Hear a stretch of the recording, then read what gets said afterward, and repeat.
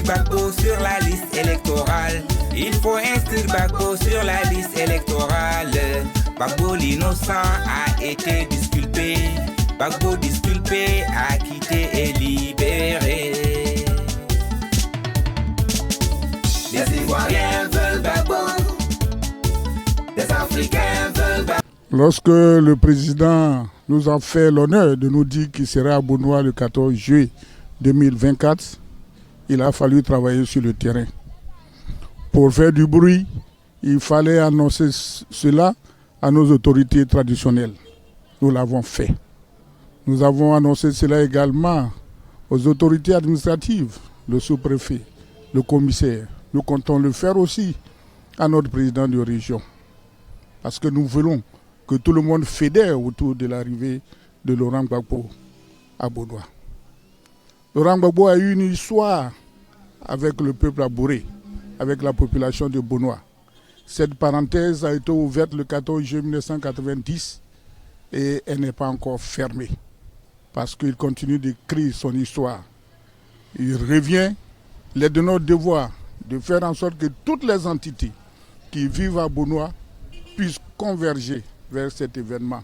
Et c'est ce que nous sommes en train de faire dans la ville de Bonoa, dans les royaumes à côté, Yaou, Adiaou, mais aussi dans nos provinces et dans la sous-préfecture de Bongo.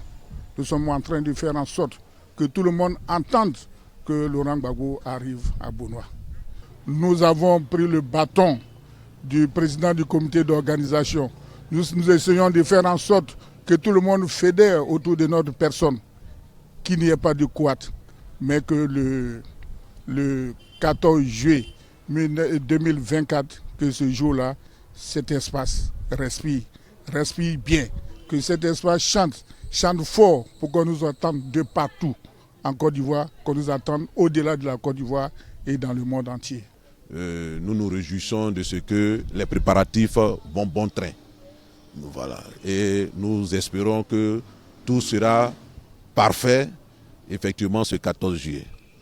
C'est une visite historique. C'est une grande visite, la visite du président ici. Et c'est un peu comme si le président revenait sur ses traces. Voilà. Pour reprendre encore sa marche vers la conquête, sinon la reconquête du pouvoir. Vous savez, en 1990, le 30 avril 1990, il y a eu la réinstauration du multipartisme. La réinstauration du multipartisme en Côte d'Ivoire. Voilà.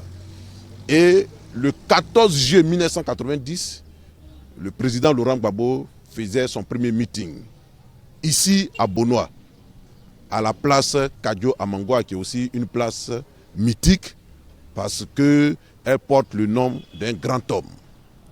Voilà. Et c'est à partir de cette place que le nom de Laurent Gbagbo a commencé à se répandre en Côte d'Ivoire. Parce qu'il a été accueilli. Il a été accueilli de façon triomphale. Et en même temps, un pacte, une alliance s'est nouée entre lui et le peuple abouré. Voilà. Et le peuple abouré. Voilà. Et à partir de là, le président Laurent Gbagbo a continué ses tournées à l'intérieur de la Côte d'Ivoire.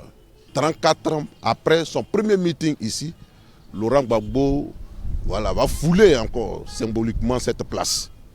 Voilà. Pour réactiver son affection, son alliance avec le peuple abouré. Voilà.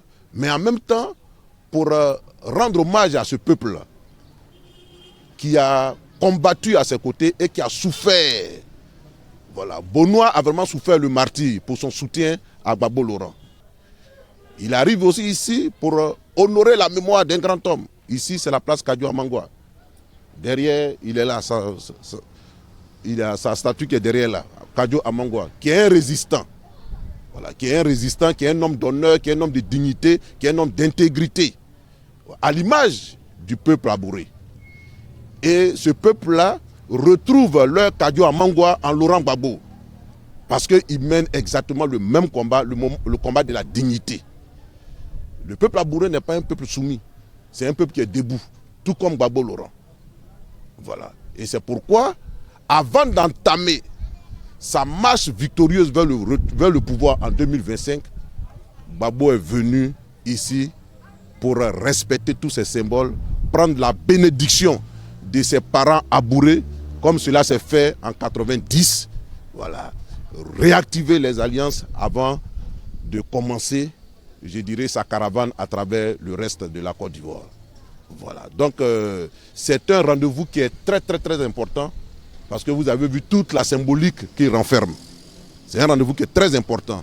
C'est pourquoi nous sommes là pour lancer un appel pressant, un appel à la mobilisation totale de tout le peuple abouré. Voilà, et de tous ceux qui vivent ici à Bonoa.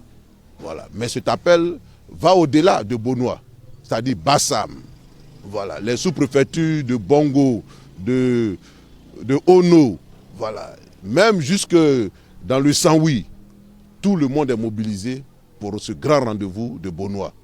Et donc, nous sommes là, le président sera effectivement là, et ça sera une occasion de communion, de partage, de souvenirs, mais surtout de perspectives.